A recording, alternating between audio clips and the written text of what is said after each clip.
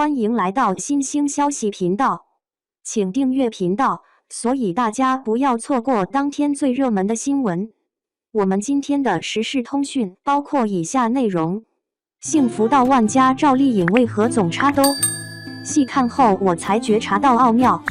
改编自小说《秋菊传奇》的剧目《幸福到万家》尚且还在筹备之时，就获得了多家平台的青睐。央视原本是很想把这部剧买下播出的，但奈何档期问题，最终上星到其他卫视，连导演都觉得稍微遗憾，连央视都抢着要。这部《幸福到万家》既选角了当红艺人赵丽颖，又把演技派前辈刘威等人请了来，紧张刻苦拍摄数月，如今交上来的这份答卷，算是让大家满意的。冲突不断的事件，刻画鲜明的人物，均是这部剧的亮点。除开剧情优秀之外，演员本身也颇受争议。演技这个东西有的时候太玄乎了，100个观众或许有100个想法。像何幸运的扮演者张可盈，有的观众觉得她把坚毅小白花的形象立住了，来到大城市打拼，被房东赶出来的那种落寞，回乡看姐姐却再度被流氓纠缠的那种崩溃绝望都演绎到位。而有的观众却觉得他的表演浮于表面，该有的情绪深层次没有演出来，站在主创中间很是尴尬。除开老戏骨没人吐槽之外，这部剧的青年演员或多或少都遭受了非议。不止女配张可盈的表现的不到一致赞赏，连女主赵丽颖也逃不过。媒体评她是85花里离转型最近的一位，同时也是离脱胎换骨稍有间隙的一位。她能完成基础的哭笑，却不能深入解读何幸福这个角色，而部分网友却重点关注她插兜这件事。就目前更新的剧情来看，插兜已经是何幸福这个角色的标配了。01赵丽颖总插兜，原以为是习惯，不想却是揣摩后的细节。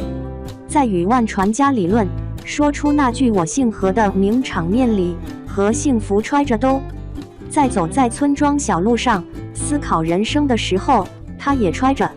看见妹妹被骚扰了，冲上来之后怒骂万传家。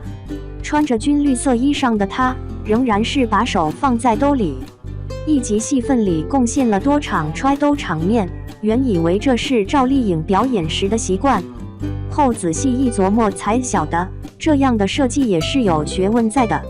赵丽颖揣兜的样子，在民间俗语里讲，就是农民揣。在知识普及相对落后的农村，特别还是世纪初，生长在村庄里的人们真没见过什么世面，所以天然的对外界有着一种抵抗心理，在表现上会有一定的局促感。常见的就是不敢抬眼看人，脸上有些小表情。而揣着兜，把手放在口袋里，变相的是将他们的安心存放了起来，手不露在外面就自然觉得安全。且乡村为了保暖，除开炎热的夏天，这衣服做的都实诚，把手放进去也觉得缓和舒服。剧里的何幸福没接受过高等教育，她或许不知道这样的小习惯，在外人看来会有点土。对于她而言，舒服就是第一位。回看经典角色赵四，她到了人家办公室，见到领导了，这手也跟何幸福一样是放在口袋里的。这个动作可能剧本里没有强硬要求，但做出来了味道就不一样了。除此之外，赵丽颖在扮演何幸福的时候，还设计了一个小习惯，那就是经常把袖子撩上去，干活的时候撩着，盛汤的时候也撩，站在空地上了，这袖子也搭在手臂上，没有放下来。如果说插兜是为了保暖的话，那么这撩袖子就是为了干活省心而养成的习惯。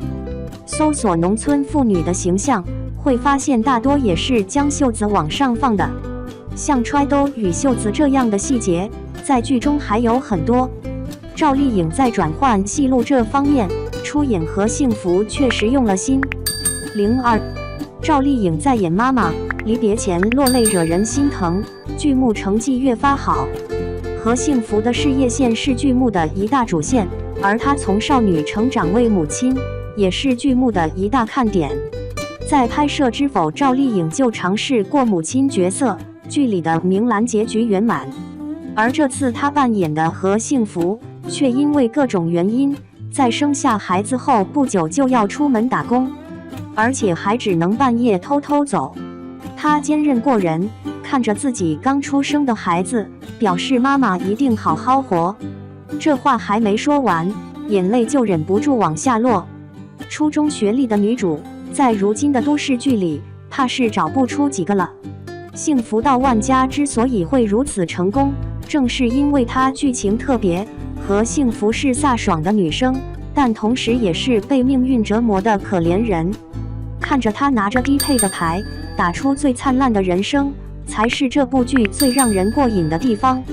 那么，就期待剧目后期的发展了。